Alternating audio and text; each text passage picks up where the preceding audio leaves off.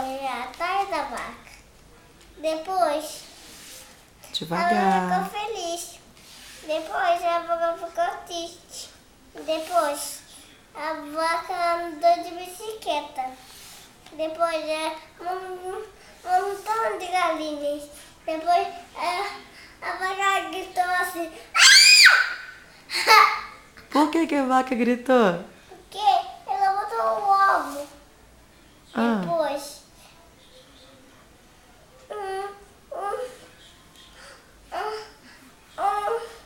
o moço da vaca sentiu muito para da sua vaca.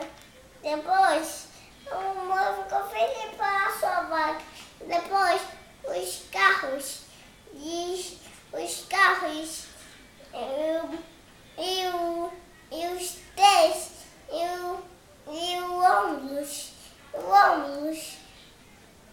e os carros, o picote e os carros pequenininhos e a Kombi, o ônibus e o trem, todo mundo vai visitar, tava botando os ovos. Depois a vaca sentiu muito bem. Depois de vacas, leu o jornal de ovos.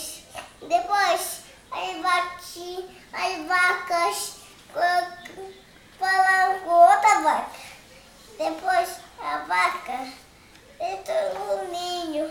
Depois as vacas. Mãezinha, estou lendo. Continua. Depois a galinha saiu do ovo. Cuidado. Peguei. Tem que cuidar do livro. Continua contando. Não, tem que cuidar do livro, Heitor. A moça colou essa historinha como se está adesiva. Sim. Conta o resto da história. Viu? Acabou. E olha lá. A galinha. Como é que é o nome do filhote da vaca?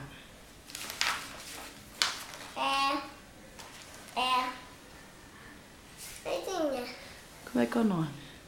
deixa eu ver. É Daisy.